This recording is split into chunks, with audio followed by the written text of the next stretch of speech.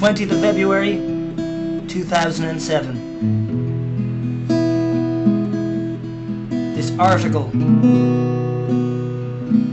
that my father made me aware of. He saw it on like page 3 of the Irish Times, and I looked it up on the internet.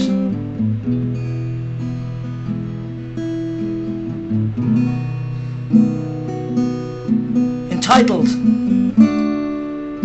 "School Board Must Compensate Traveller."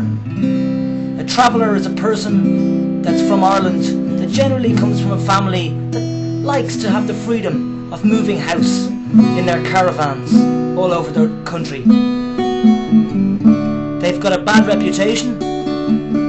Not that the politicians in Ireland don't have a bad reputation either, though. And I personally like the itinerants, the travellers. They're more real. They're more kind of traditional. Yes, they've got their problems, but sure doesn't everybody. Anyway, the Equality Tribunal has ordered the Board of Management of a primary school in County Kerry, the west of Ireland, to pay €6,350 to a traveller with a disability after it found that it had been victimised. This is the first time that a school has been ordered to pay the maximum amount allowed under the Equal Status Act. The ruling was described as highly significant by the Equality Authority, which called for an examination of the experiences of travellers in schools. The case arose after Shkul Lios Chilak, if I got that wrong, excusez-moi, a primary school in Tralee, refused to enrol Nora O'Brien's son Patrick. He has Klinefelter syndrome, a chromosomal abnormality which sometimes leads to learning difficulties and behavioural problems. He'd been attending another school, but his mother removed him after issues arose and she lodged a complaint under the Equal Status Act. It is understood this case has not yet been resolved. I can imagine that's true, because who's heard of XXY Klinefelter syndrome? A lot of people, but not enough people. Anyway, I'll continue.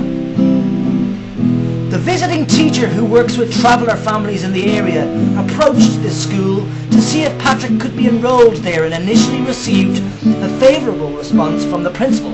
However, the enrolment was then discussed at a Board of Management meeting and the board refused the application. The principal stated that the chairman of the board had indicated that Patrick O'Brien was still enrolled at the previous school and that there was a gentleman's agreement that schools would not enroll students who were enrolled elsewhere, the Equality Tribunal stated. It then emerged that the chairman of the Board of Management at the school was also chairman of the Board of Management at the previous school. Mrs. O'Brien claimed the refusal to enrol her son was based on his membership of the traveller community and his disability. She also claimed that her son was victimised because both schools had the same chairman. The school told the tribunal the enrolment was turned down because it did not have enough information about the resources required for Patrick and that class numbers were at capacity and additional resources would not be available. The tribunal found the enrolment decision process was flawed and was not in accordance with fair procedures or natural justice. It was satisfied the chairman had based his decision to refuse the enrolment on the events at the previous school. It found the principal had acted in the course of his duties at all times and the ultimate decision to refuse the enrolment was made by the Board of Management. While the Equality Tribunal upheld the claim of victimisation, it did not uphold the claims of discrimination on traveller and disability grounds. Niall Crowley, Chief Executive of the Equality Authority, said that this was a particularly serious case and sent an important message to all schools that discrimination was unacceptable and costly. So many people haven't heard of that story.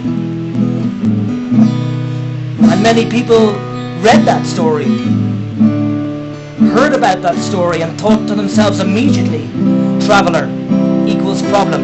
Well, I'd like that to be erased out of our brains. Travellers are not as much of a problem as inner city people. Travellers are not as much of a problem as the extremely rich who walk past people who are on the ground and spit on them. Oh, I'm being serious. I've seen it. Plus, Klinefelter syndrome. I don't like the syndrome part, but Klinefelter people, XXY people, are not disabled. Yes, we might not be able to do everything, but I think everybody's different. It doesn't really matter what your chromosomes are, totally. I would be one to fight for our rights as XXY, as, you know, hopefully being seen in the medical world as being kind of normal. I'm not a good example of normal, no, because I'm a fucking artist, okay? And it's getting difficult, yes, more and more difficult, as more and more XXYs want to argue with each other on the points of intersex and stuff like that. But the fact is, we're not men and we're not women. We're XXY, and we're not disabled. And we don't have a disease, but we would like to have equality.